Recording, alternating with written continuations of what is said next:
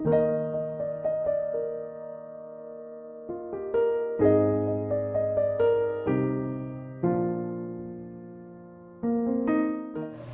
ating pong, pag-aaral po ngayon is tinabigyan pong the way of praise. Ano ba ang praise?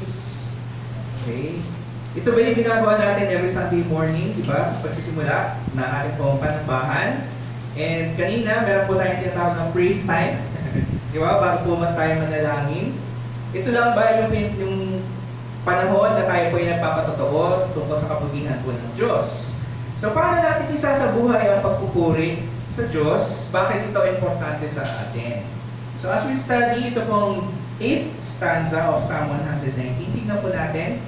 And ang ating pong this stanza is brought to you by the letter H.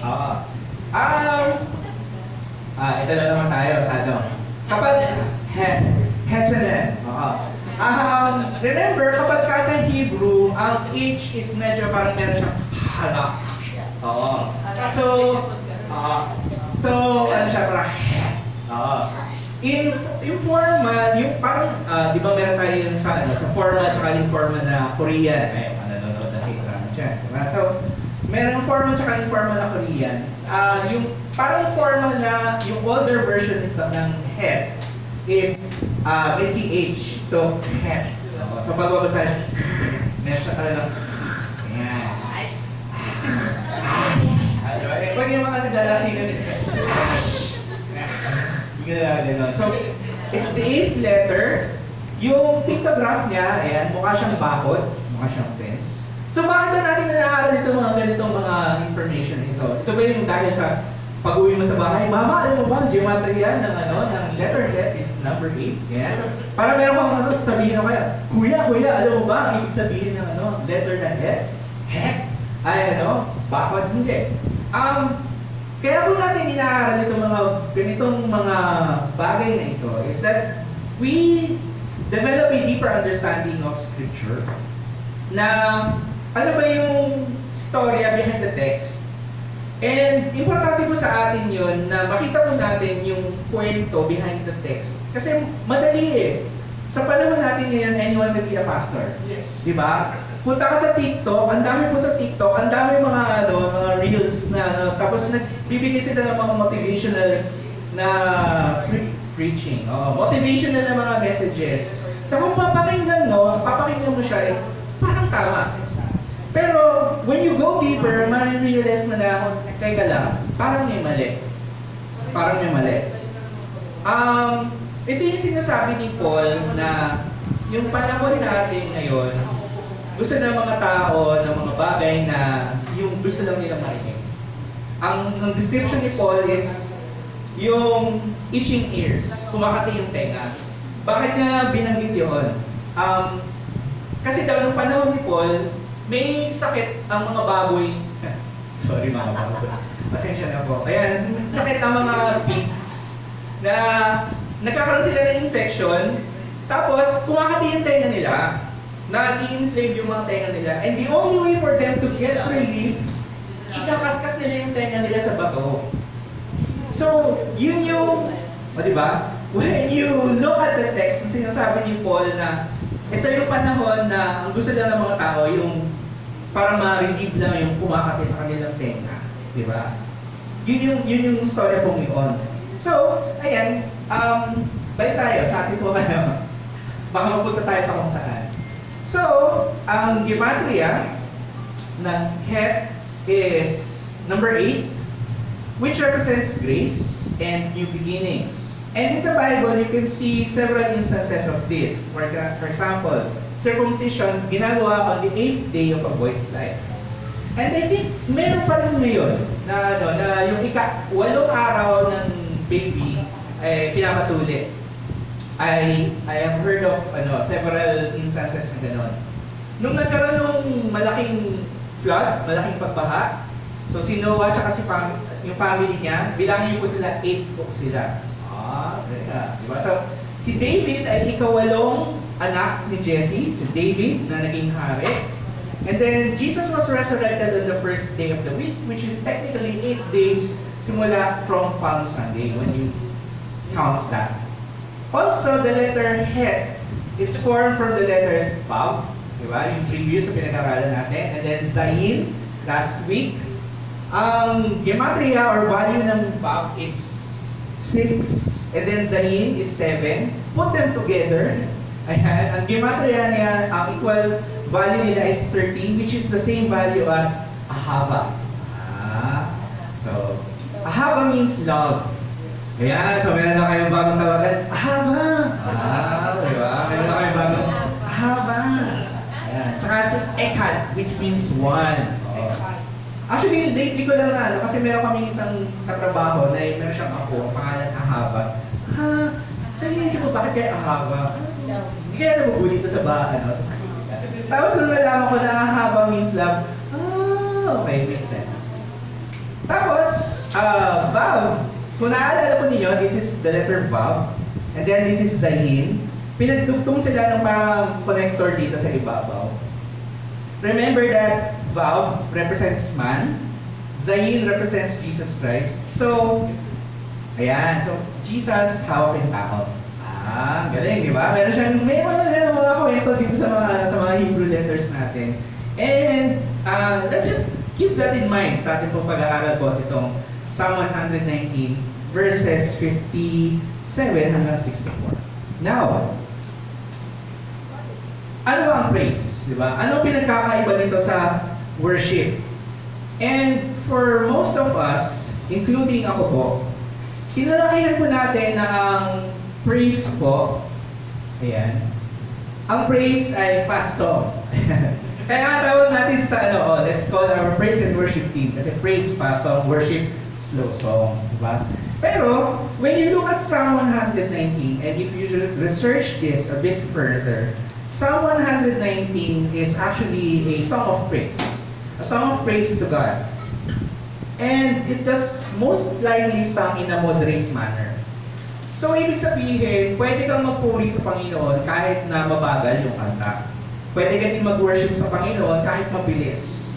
So, yung ating pong definition ng praise is equal to fast song, worship is equal to slow song. Hindi po siya accurate. We need a better definition kung ano ba ang praise at ano ba ang worship. So, mas accurate po na description itong dalawang salitang ito. Praise is recognizing the attributes of God and giving thanks to Him. Yung mababaw na definition nito is, kunyari, si Archie na lang ulit, sorry. Sabi naman si Archie na, gwapo-gwapo mo, di ba? Sabi naman na, cute-cute mo naman, di ba? You're giving praise to the attributes of that person, di ba? Pero, remember that when we praise God, hindi natin siya binobola. Kasi ganun tayo when we praise people, meron tayong pangbobola na in the back of our head. Hindi naman totoo yun. Joke lang, di ba? Meron tayong ganun klase kabig Pero when we praise God, hindi natin siya kayang bulahin because He understands us, He knows our heart, di ba? So, praise is recognizing the attributes. So, when we sing to Him na ano yung kinanta natin kanina, di ba? That Christ is risen, di ba? We are one with Him again, di ba? Death, where is your victory? Where is your sting? Sinasabi natin na katotohanan yun. Nasa Biblia yun. When we say that ang Panginoon na ating pong shelter, ang ating pong hilim, ay kinikilala natin na yun yung character ng ating pong Panginoon. On the other hand, worship defines our relationship with God. Kung paano natin sambahin ang Panginoon, shows us gaano ba ka-importante ang Panginoon sa atin. Praise is just an aspect. Giving praise to God is just an aspect of our worship to Him. Ang word na ginamit po for praise is yada. Yada.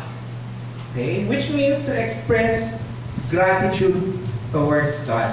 In biblical context, ang pagbibigay ng pagpupuri sa Panginoon is not just verbal, but it also involves non-verbal acts such as singing, dancing for joy. Basahin niyo po yun sa 2 Samuel chapter 6. Si David dito, hari po siya.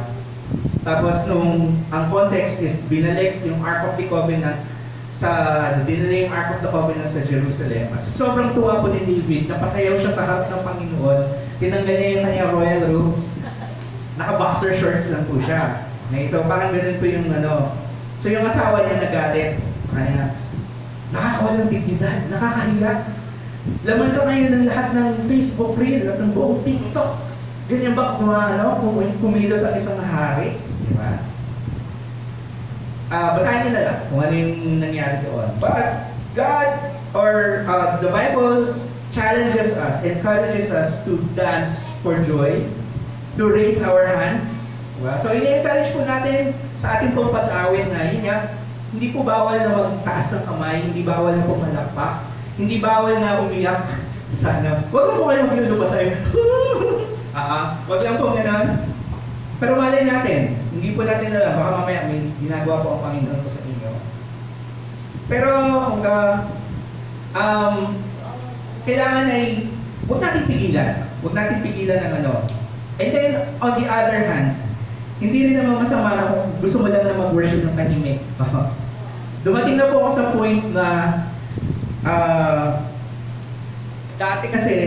dati masama ang tingin ko.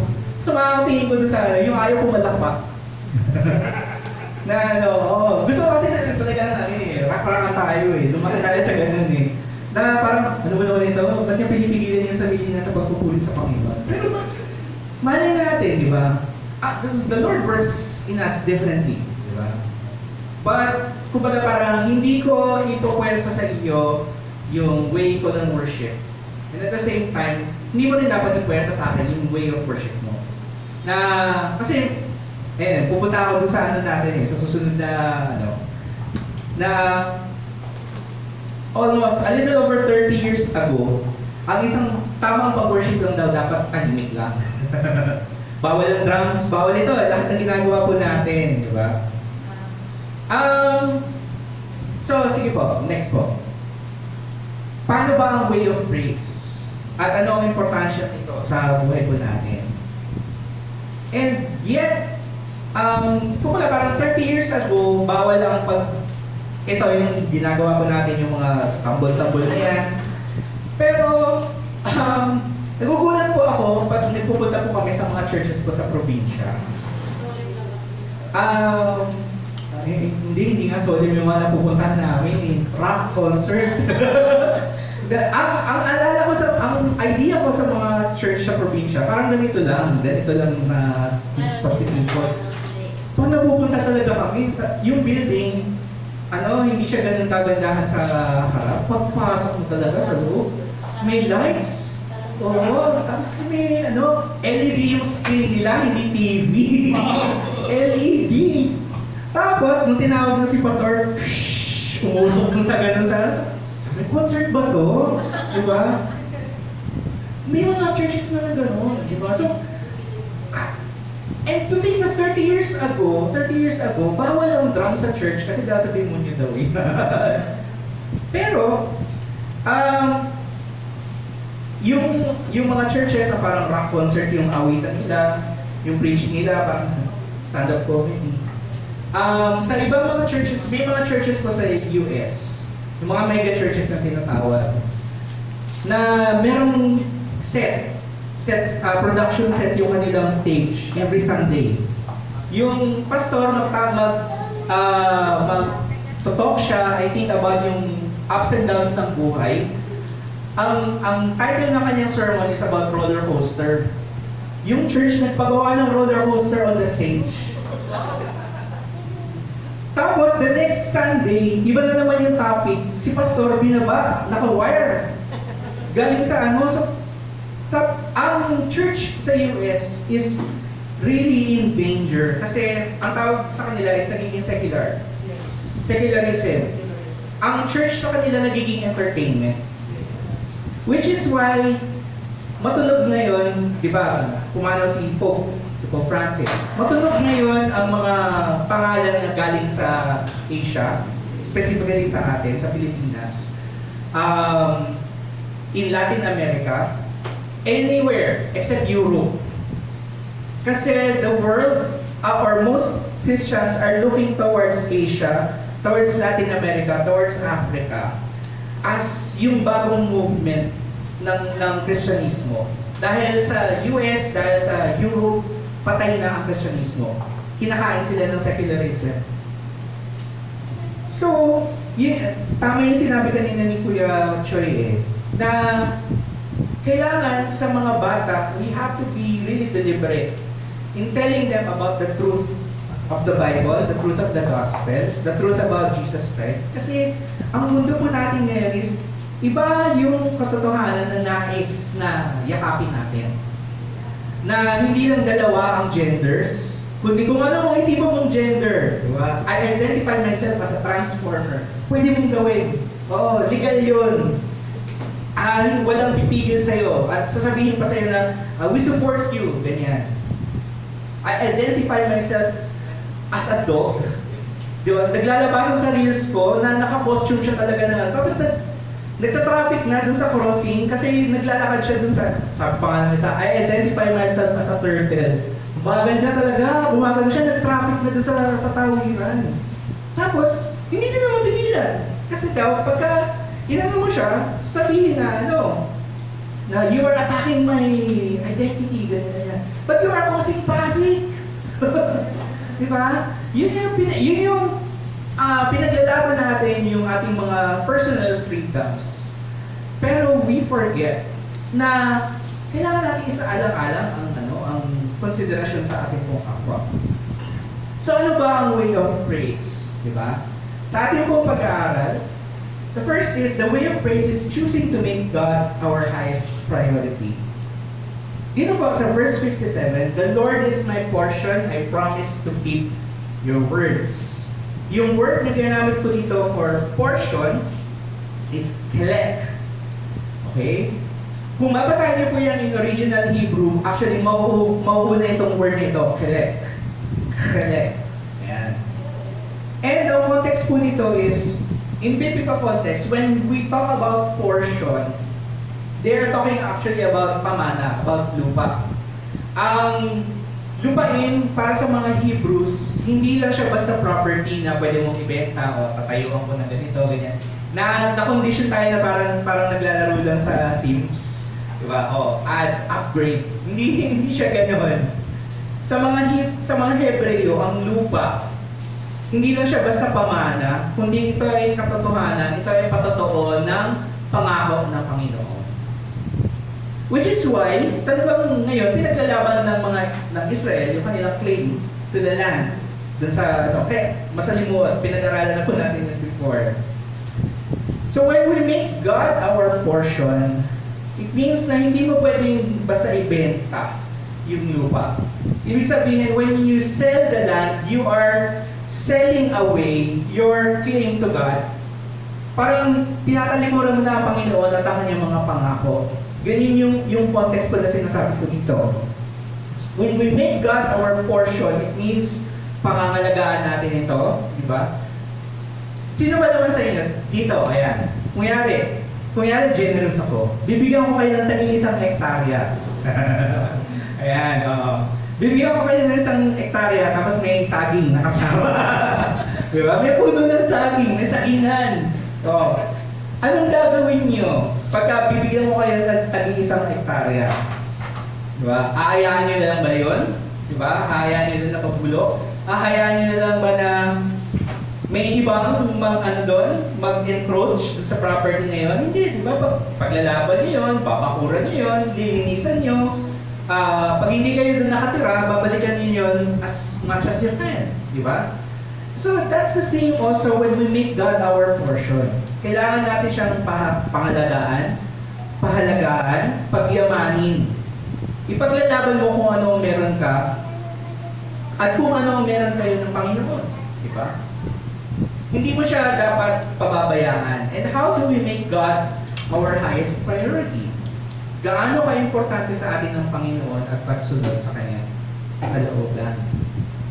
So, nitong nakarang linggo na yun nga, pumanaw si Pope, ibig bang, kinikilala si Pope kasi he committed his life to service to God. So, ibig ba sabihin that when we make God our highest priority, dapat maging pastor ka na, o dapat maging Pope ka na, di ba? Hindi po. When we make God our highest priority, paano ito nakikita sa ating buhay? Do we make time to read our Bible? Do we make time to actually pray? Or baka nagpa-pray lang tayo tuwing kakain? Di ba? Sinabi natin kanina that worship defines our relationship with God. Kung hindi tayo nag-worship sa Kanya, sabihin, we may be worshiping something or someone else. Yeah. Kung hindi natin pinapahalagahan ng Diyos sa ating oras at lakas, kanino or saan natin ito binubuhos? Sa gadgets natin? No. Sorry po, Lord. Diba? Sa career ba? Sorry po ulit, Lord. Ayan. Kay B. B. Tapos ang sinabihan kayo na, medyo maghiwalay muna kayo. Tapos, ito ka na, nagtatrauma ka na. Okay! Okay! Sorry naman, natapakain natin. Diba? And, ito, I recognize that many of you are parents. Diba? Pero sometimes, we might make our children our idol. Diba? Na, akala natin, binibigay natin sa kanila ang lahat. Pero, kumbaga parang, akala natin na ito yung lahat ng makakabuti sa kanila. But if we forget to teach them about Christ, to teach them how important God is, di ba? We are not fulfilling yung ating pong mandate as pagdi-disciple po sa ating pong mga anak. Kung lahat ng ito mauubos ang oras at lakas natin, maaaring mas mahalaga sila para sa atin kaysa sa ating pong relationship sa Diyos. So kung ganito po yung relationship natin sa Kanya, kailangan ihingi po natin ito ng tawad. Mapapalayo tayo sa Diyos. If we do not make God our highest priority, we may be worshiping or praising something or someone else. So ano pong ibig sabihin po nito para po sa atin? Na hilingin natin, magpakaawa tayo sa Diyos para sa presensya niya. Yung word na ginamit po dito is, I entreat your favor with all heart. The original word dito is hala, meaning to be sick, to be weak, or to entreat. Favor here means panim, or pane, literally face. Ang favor po dito is kasi hinihiling mo yung presensya ng Diyos sa buhay mo. Ito yung sinasabi ni Kap kanina sa ating pong testimony time na mas gugustuhin mo na nakikita mo yung kaibigan mo face to face. Di ba? Ito, nung nakaraang Holy Week, nung nagpakasyon po tayo, mas gugustuhin mo na yung mga mahal mo sa buhay, kasama mo sila face to face kaysa sa video lang or tina-text mo lang siya. Kasi pagka nag-reply na ng, hey, sabi ko sinabi, tapos Kay lang. Na-offend, may mga na-offend sa atin na gano'n, di ba? Kay lang yung sinabi mo, di ba? Pero yun pala, wala naman siya palang ibig sabihin doon na, na hindi naman siya nakakasar or something. Gusto natin na nakikita natin, kasi kapag nakikita mo yung mukha niya, nakikita mo kung nagugustuhan niya ba yung sinasabi mo, nakikita natin yung favor. Ito yun, favor. Nakikita natin na, natutuwa siya dun sa sinasabi ko. So pagka pinupuri mo siya, gwapo-gwapo mo ngayon, di ba? Nakikita mo nag-react siya, thank you, joke lang, di ba? Kahit na ganun yung interaction ninyo, pero merong connection. Merong relationship between you and the person. I entreat hala, meaning to be sick, to weak, or to entreat. Ito yung, kapag yung meron kang nangihina ka, yung feeling na nangihina ka, yung feeling na meron kang sakit, tapos nagmamakaawa ka na. Kaya yan, magmakaawa tayo sa Diyos. that we will experience His presence every day. Every day, every moment ng ating pong mga buhay. Ito yung halos umiyak ka na sa panalangin, na umiiyak ka na ibigay ng Diyos sa iyo yung pinagpapray mo. Diba? Nagmamakaawa ka sa Diyos na patutuhanan niya yung kanyang mga pangako. And, diba, according to your promise, remember, when we talk about promises in the Bible, these are not just words. These are extensions of God's character. Sinasabi natin sa Panginoon, when I entreat your favor, hinihiling mo sa Panginoon, Panginoon, ipakita mo yung mukha mo sa akin, patutuhanan mo yung pangako mo, na sinasabi mo na ikaw yung magpo-provide, ikaw yung magpapagaling, ganito yung gagawin mo, that you are good in my life, di ba? Sa panahon natin ng social media, yun yung irony eh. Social media is supposed to connect us to one another, and yet we are so disconnected. Di ba? Na, nakikita mo siya na ganyan, pero walang deeper connections na nangyayari. Kaya nga nung time na tayo po ay nag-online church, it worked for us kasi bawal mag-come together eh, di ba? Pero iba pa din yung nandito tayo, sama-sama tayo, nakikita ko yung mga reaction ninyo, di ba? Unlike pagka online, hindi ko alam, nagluluto ba kayo, naglalaba kayo. So hindi ko alam kung may nakikinig pa ba sa akin, di ba? Pero at least dito, nakikita ko nakikinig kayo, di ba? And we enjoy our connection together. We enjoy our relationship together. Ito yung nais po ng Panginoon po sa atin, that if we want to praise Him, we learn to enjoy and ask for His presence sa bawat araw po. Balik ko lang po kayo dun sa yung idea kanina, di ba? Dun sa letter ng Hem. Na Vav, tsaka plus Zayin, di ba? Vav, man, Zayin, Christ, tapos merong connection. Ganun po ang gusto po ng Panginoon sa atin. That we hold on to Him because He is also holding us. Yung ating pagmamahal sa Diyos, mas matuto tayong mahalin yung mga tao sa paligid natin. Yun yung effect na when we love God, we learn also to love the people around us. Kasi dahil forgiven tayo, we learn also to forgive others. Na sa ating pagsamba sa Diyos, mas makita ng mga tao yung kabutihan ni Diyos, yung kabutihan ni Jesus sa atin, hindi yung masamang ugali natin. Hindi po ba? Hindi lang tuwing Sunday dapat nakikita or naririnig ang pagpupuri, kundi sa bawat sandali ng ating pamumuhay.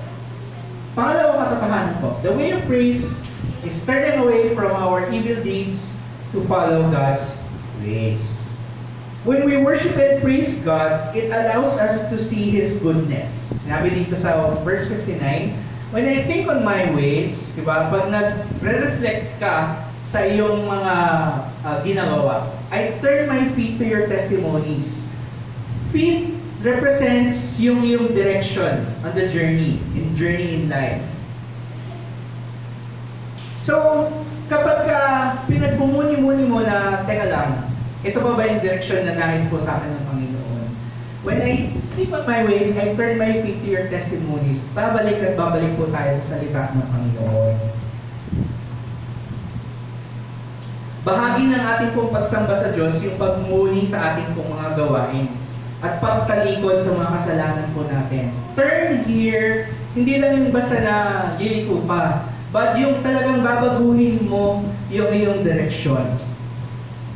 Natutunan natin po kanina na yung head is symbolized by the number 8, yung kanyang value, yung gematria niya. And, yan nga, it represents grace. Yung pagliligtas kay na Noah, yung circumcision, yung resurrection ni Jesus, all of these are actually symbols ng pagbabagong buhay. So we know that in Christ, hindi po imposible ang tumalikod sa kasalanan at mamuhay sa daan ng pagpupuring sa Diyos. So ano pong ibig sabihin po nito for us? Ibig sabihin, kailangan nating piliin na sundin ang paraan ng pagpupuri at pagsunod sa Diyos. Piliin po natin, choose to praise God. Even if yung mga, pwede po tayong pigilan ng mga taong hindi naniniwala kay Jesus. And yung word po na ginamit po dito, the wicked, is actually, yun nga, yung in-explain ko last week, ito yung mga dati mong kasama sa pananampalataya na tumalikod, nagre-rebelde po sa Panginoon. When we know the goodness and the greatness of God, our response should be one of humble repentance. So kanina, kinanta natin, di ba? Christ is risen from the dead. We are one with Him again. Pero nakikita pa sa buhay natin, buhay pa talaga ang Panginoon. Diba? Umawit tayo kanina. Mananatili sa iyong lihim. Diba? Pero nakikita ba sa buhay natin ang buhay ng pagdepende kay Kristo? So, siyasatin natin palagi. Nagmamatch ba yung inaawit natin, yung pinaniniwalaan natin, at yung ating pong pamumuhay? Again, di ba? So babalik ako dun sa binanggit ko before, importante na alam natin yung katotohanan ng mga inaawit po natin. And actually, we have taken the step na aralin din yung mga kanta, kinakanta sa Sunday school, di ba? Ng mga bata. We want to make sure na, kasi marami actually sa Sunday school, when you go to YouTube, ang daming mga Sunday school songs na ang galing, energetic, masusundan ng mga bata, na ang ganda ng mga ano. Tapos pag tinignan mo yung lyrics, teka lang, parang hindi to, hindi to ayon sa sinasabi ng Bible. Diba? Dapat, mas pahalagahan po natin yung mga awit na nag-aahayag ng kadakilaan ng Diyos, yung mercy niya sa atin, diba? At saka po hindi po self-centered yung mensahe. Which is why we have started to add new songs sa ating pong mga kinakanta. If you notice, itong mga nakaraang buwan, we have learned so many new songs. Parang ang hirap tuloy ngayon, teka lang, alin pa ba sa mga dating mga kanta, yung pwede natin kantahin or yung gusto natin kantahin. But, meron din pong conscious effort na there are some songs mula po sa dati na we are medyo iniiwasan po natin na kantahin po muna. Kasi some of these songs ay nare-relate sa mga churches that have questionable doctrines ng theology. Case in point, napansin po ninyo, medyo hindi po tayo umawit po ng salamat, salamat, O Jesus sa pag-ibig mo. Bakit nga ba? Connected po siya, yung kanta pong yun is connected to a church that preaches about yung tinatawag na hyper grace. Ano ba yung hyper grace? May show ano ba yung hyper grace? Diba? Hyper grace is yung sinasabi na pinatawad ka na ng Diyos, so kahit mamuhay ka sa kasalanan, okay lang. Diba? Na sinasabi na wala namang hell.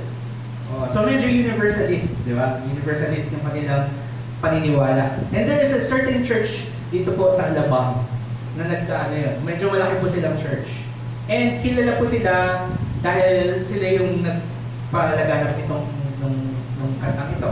Which is why medyo iniiwasan po muna natin itong awit. Kasi we are sinisiyasat natin kung yung lyrics ba nila maybe espousing or maaaring pinopromote nito, biblical ba, o baka mamaya teologiya nila, which is not good for us. So, which is why then, kasi dati nung nasa Liton pa kami, Liton pa tayo, may dating taga-church na nagsabi na, Pastor, ba't ninyo, kantahin nyo to, ganyan, kasi trending itong kantang ito, ganyan. Sinabi ko sa kanya na, hindi natin siya makakanta kasi nga, yun nga, medyo questionable yung lyrics niya. Tapos questionable din yung church kung saan nanggaling itong kantang ito. May mga, specifically dun sa line na sinabi, you wouldn't want heaven without us. Yung kantang yun. Okay, so ang kanta is Beautiful Name. What a beautiful name it is. Kung titignan nyo actually, the whole song, wala siya halos problema except for that one line. You wouldn't want heaven without us. Which implies that God, tayo yung kukumpleto kay God. Diba? it maybe originally ang sinasabi ng songwriter is that ayaw na yun nga medyo ginawa niya yung twist on John 3:16 na do not want anyone to perish, di ba? Pero kasi pagka ginano mo sa kanta, medyo gusto mo konting license poetic license. So you wouldn't want heaven without us. So parang ayaw ko na mapunta ka sa, bakit yun yung niya? We don't judge the songwriter. But it's very easy to say, to think na, gusto ko ni God, di ba? Ako ang pupuno sa Kanya, I complete Him. Pero, OA ka, di ba? OA na naman, di ba? So, we do not want to promote a self-centered theology.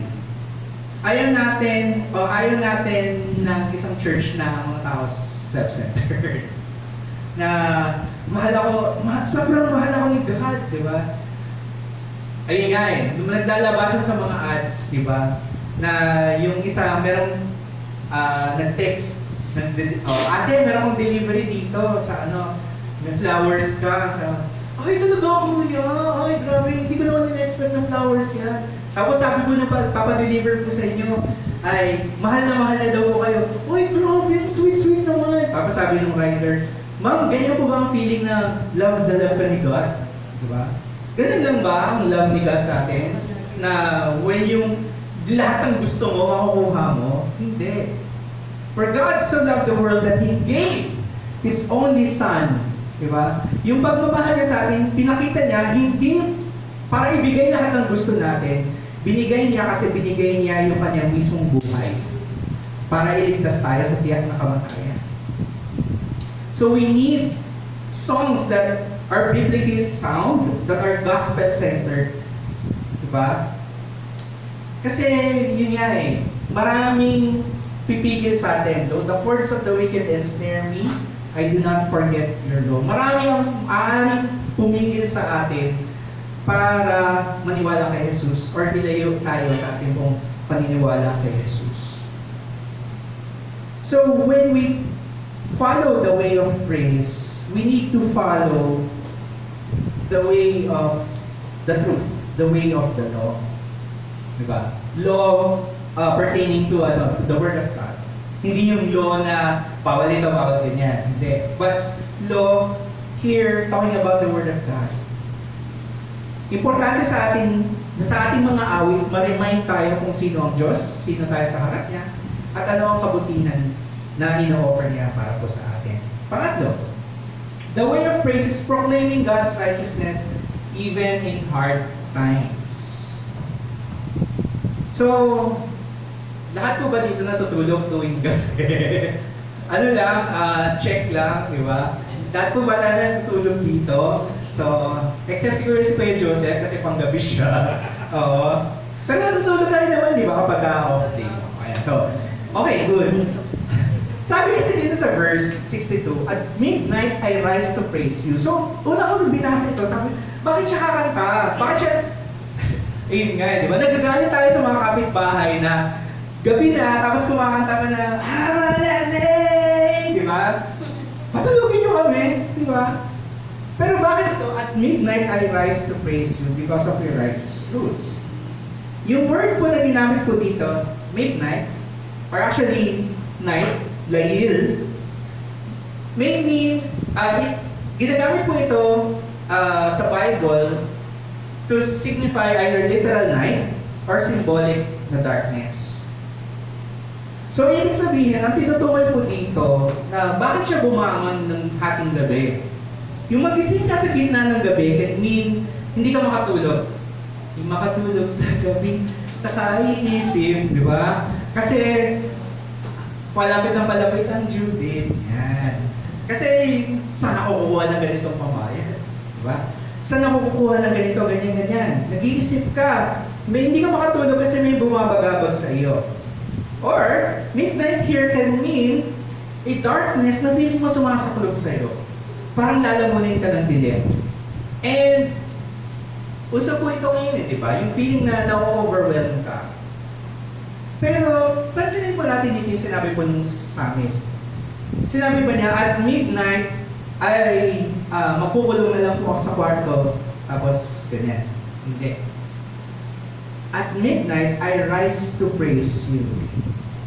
When we feel overwhelmed, we do not run away. Hindi tayo magpukulong, hindi tayo sige, damdamin mo kung ano yung nararamdaman mo, iiyak mo yan, pero bumangon tayo at magpuri tayo sa Panginoon. Huwag tayo magpatalo dun sa na more than anything, ang gusto ko sa atin ng ating pong kaaway, ng devil, is that we feel defeated. We move away from Christ. Na, Lord, hindi ako worthy, nandito na lang po ako, aayusin ko muna yung buhay ko. Di ba? Sometimes kasi we feel na we have to be here in church projecting that we are strong. Pero hindi. Yun nga lagi sinasabi ni Kuya Choi, na ang church is a hospital. Hindi ka naman pupunta sa MaxiCare na sabihin mo, Dok, okay na ako. Noong isang linggo, masakit yung paa ko, pero ito, okay na. Bakit ka ba nagpa-check up? Di ba? Sinayang mo lang yung card. Para naman, para maano lang yung HMO, di ba? Hindi, pupunta ka sa ospital kasi meron kang nararamdaman. Meron kang nais na mapagaling sa iyo.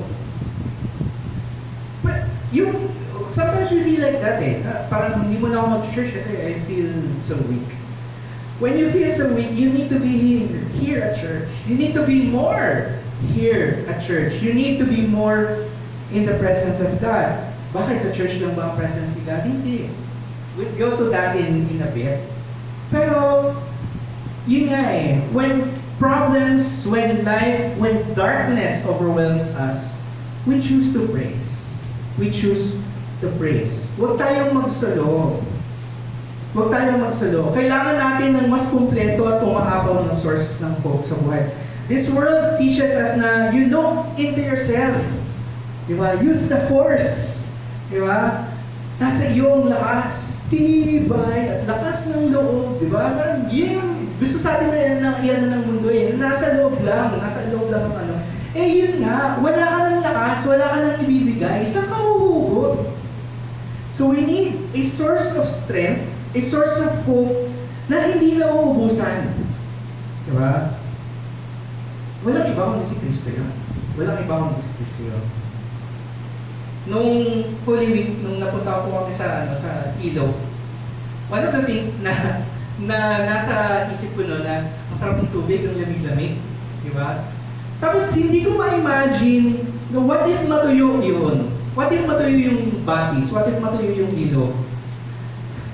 Na, pwedeng mangyari yun diba? Sa ating iba-ibang klima. Pero ang hope po natin sa Panginoon does not run dry. Kung meron man po kayong iuwi sa umaga po ito, is that yung katotohanan iyon, yung pag-asa po natin sa Panginoon does not run dry. So when you feel overwhelmed, feeling mo na yun nga, parang ayaw mong makakita ng tao, rise to praise God. Rise, choose to praise, choose to worship Him. Sumamba tayo sa Diyos, ihayag natin siya sa ating buhay. At mas magagawa po natin iyon kapag po tayo ay nasa gitna po ng ating pong church community. Na kailangan po makiisa po tayo. Sinabi dito sa I am a companion of all who fear you, of those who keep your precepts.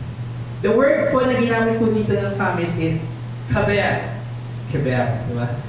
Kaber. Kebs, di ba? Kaber. I am a companion, which means to join or to associate. Hindi ito yung parang, kasi association, parang homeowners association, ayan, meron kong ID, papakita mo sa guard, papasok ka sa village. Yun yung idea natin association bayad ka ng dues. So dapat may balik sa atin yung pagbabayad ng homeowners dues. Kaya, member ako ng association, di ba? Pero yung to join or to associate means that you share life. You share time. We share presence with one another. Yung makiisa po tayo sa lahat ng nagpupuri at kumikilala kay Jesus Christ. is that we come here to worship every Sunday. We choose to be here na kahit na may sakit ka, hindi ka makapunta dito, yung spirito mo nandito siya. Naramdam namin yung si Ate Mishi, matagal na nawala. Pero ramdam namin yung presensya po ninyo dito. Kasi nakikita namin si Sadja. Hindi. Ngayon, alam namin yung puso mo nandito. Yung puso mo longs to worship here, physically with us. To join or to associate means na hindi yung nanonood ka lang, but you commit to be involved, you commit to share life with one another. Diba? While online worship had its benefits for us, hindi dinisenyo ni Cristo ang church to be in isolation. Hindi dinisenyo ng Panginoon ang church na buksan mo yung TV, manood ka, ganyan, tapos so, okay na, worship na ako. Hindi ganoon. Hindi dinisenyo ng Panginoon ang church na nandiyan ka lang sa parking lot, tapos, nagpunta ka ba ng church? Punta na ako sa mall. Nang hindi man lamang namin nakita, di ba, nandiyan ka lang sa parking lot, nakaupo ka, nag-beams. Sorry. Pero, hindi yun. Hindi yun ang worship. Hindi yun ang praise. One of the things po na we committed to, bakit? Kasi, actually, marami po akong kilala ng mga maliliit na church. Ganito lang din yung setup ng kanila pong lugar. Pero merong drum set, merong napakagandang, yung kanilang, hindi ganito, hindi TV, di ba? Yung meron silang napakagandang mga setup sa tapos nag-electric guitar sila. Okay, wala po akong problema doon. Kaso lang, pagka nagtugtugan na po sila, ang sakit. Wala na akong natin, wala na, yun na. One of the blessings na pinagpapasalamat ko sa Panginoon dito is whenever we sing, naririnig ko ba yung mga boses ninyo? At napakalaki pong blessing ko sa akin every Sunday kapag naririnig ko yung boses ng mga bata. Ayan, sina Sofia, sina Thea, si Nathan, si Esther, naririnig din dito din yan, diba? Sina Yoyo, sina Jade. Narinig ko din si Jade ko minsan-minsan. So, yung boses, there is no greater choir in the church than the whole congregation. Siguro kung lalaki tayo, kung afford natin, kung kaya natin magkaroon ng isang choral ministry, why not? Diba? Pero blessing po palagi sa church na naririnig natin ang boses po ng bawat isa. Sama-sama po tayong nagpupuri, sama-sama po tayong nag-aawit sa ating po Panginoon. Kinakanta ko man naman yung katotohanan na sinasabi po sa atin ng song. Remember yung pong simbolo po ng letter na He. Diba? Yung kanyang pictograph. Ano po yung kung naaalala niyo kanina? Bakod. Diba? It's a fence. Matibay lang ang isang bakod batay sa kanyang pagkakadikit. Diba? Yung pagkakadikit-dikit niya. Now, ang ano po dito is hindi tayo church para bakudan na bawal na pumasok. Yung iba. Hindi po. Para po tayong bakod kasi kailangan natin protektahan ng bawat isa mula sa impluwensya po ng mundo. Yung katotohanan na ipinipilit po sa atin ng mundo na si Jesus, tao lang, He is a good teacher, at yun lang siya. That God ay pwede mong isang tabi na you are your own God. You make your destiny. You are the captain of your soul. Diba? Na itinuturo mo sa atin na you can choose whatever you want. You can be whatever you want. Be a car, be a dog, be a cat. Diba? Be a boy, girl, kung ano man. Na sinasabi, gusto mo ng mundo na ipamukha natin sa Panginoon na kaya ko sa ating sarili. Kailangan natin bakuran yung ating mga puso mula sa kalilangan po ngayon. Hindi po siya truth, but it is a lie. Bilang mga mananampalataya, para po tayong bakod, hindi para pigilan ng iba na sumama at makibahagi, kundi magbuklod-buklod po tayo. Di ba? Protektahan po natin ang bawat isa mula sa impluwensya at paglilinlang sa mundo. So, okay, napatayong konting time. Meron pa ako sa inyo yung tuturo ko na ano. This is a Hebrew song. Ayan. Ang sabi ko dito is, yung tone niya po is ganito. Hindi mato umanayin, Shevitatim gamyakat. Hindi mato umanayin, Shevitatim gamyakat. Hindi mato, la la la la la la la la la la la. Hindi mato, la la la la la la la la la la la. Okay, samahan niyo ako. 1, 2, 3. Hindi matuhumanay, Shevitatim gamyakat. Hindi matuhumanay, Shevitatim gamyakat. Hindi mato, la la la la la la la la la la. Hindi mato, la la la la la la la la la. Okay, so, ayan, pag-uwi niyo, Mama, marunong na ako manta ng Hebrew. Pero ano ba yung ibig sabihin ko nito? Ito po yung ibig sabihin. Kantayin natin. 1, 2, 3. Behold how good and how blessed it is for brethren to dwell together. Behold how good and how blessed it is for brethren to dwell together in unity, to dwell in unity. La la la la la la la la la la. In unity, to dwell in unity. La la la la la la la la la la. Behold how good and how blessed it is for brethren to dwell together. Behold how good and how blessed it is for brethren to dwell together in unity, to dwell in unity. La la la la la la la la la la. In unity, to dwell in unity. La la la la la la la la la la. So, diba? We learn something new. We learn something new, and that is that we need to come together to praise God. Hindi lang para malakas yung kantahan. But we need to do this to dwell in unity. Hindi ito yung unity na unity, okay, tapos after na mag-aaway na. And then, unity here is unity in spirit, unity in mind, unity of purpose. Sinabi sa Ephesians that we are one, di ba? In the Holy Spirit. One mind, di ba? One God, one Spirit, di ba? Para po sa atin. And, sabi nga kanina, konting review, di ba? Vav. Ang value ng Vav ay 6. Ang value ng Zayin ay 7. When we combine them, ang value nila will be 13, which is the same value as ahava, diba?